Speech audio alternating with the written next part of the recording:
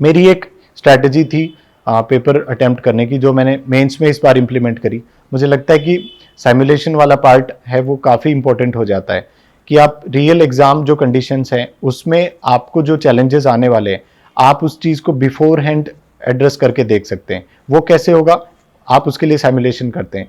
तो क्या हुआ, जब मैंने एमजीपी सब्सक्राइब किया तो मैंने एक प्लान बनाया था कि मेंस जब होगा उससे 1 महीने पहले से मैं अपना सिमुलेशन स्टार्ट करूंगा।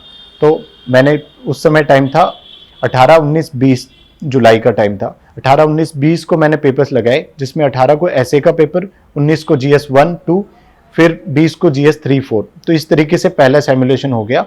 जब मैं चारों पेपर लिख रहा था तो जितने भी चैलेंजेस होते हैं आपको क्वेश्चन लिखने के, कुछ अनसर्टेन क्वेश्चंस को आप रियल टाइम में कैसे एड्रेस करेंगे, टाइम मैनेजमेंट वाली एक चीज़ निकल के आती है कि आपको 3 घंटे में कैसे पेपर आप कंप्लीट कर पाएंगे, वो सारी चीज़ें। तो आप, और जनरली ये होता है कि 2, 3, 4 पेपर हम लोग लिख लेते हैं तो काफ़ी हाथ में पेन भी होने लग जाता है। तो इन सारी चीज़ों को डील करने का मुझे लगा कि ये चीज़ मेरे लिए काम करेगी। अगले 10 दिन बाद मैंने एक सिमुलेशन फिर से रिपीट किया, विच वॉज 28, 29, 30 ऑफ जुलाई। फिर से तीनों दिन अलग अलग मतलब ऐसे 1, 2 और 3, फिर 3, 4 ऐसे पेपर्स को अटेम्प्ट किया। फिर अगले 10 दिन बाद मैंने फिर से फोरम के जो ओपन सिमुलेटर थे उसमें जाके उस चीज़ को अटेम्प्ट किया। जीएस पहले ऐसे, फिर 1, 2, 3, 4।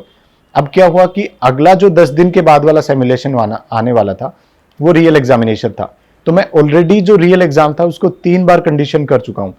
तो मेरी एक मसल मेमोरी अपने माइंड की भी बन चुकी है, अपनी बॉडी की भी बन चुकी है कि कितना आपको पेन बियर करना पड़ेगा और किस तरीके से।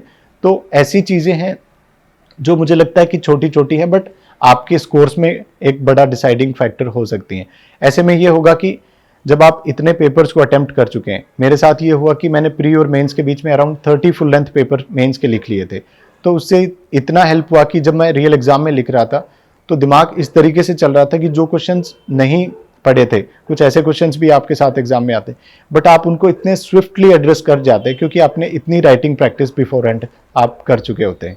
तो प्लीज़ आप अगर ऐसा कर सके तो आप ट्राई कर सकते हैं इस स्ट्रैटेजी को एक बार। राइट कंटेंट और राइट स्ट्रैटेजी से ही बनते हैं यूपीएससी सीएससी में टॉपर। अगर चाहते हो यूपीएससी में टॉप करना, जुड़ जाओ आज ही स्लीपी क्लासेस आईएएस के साथ।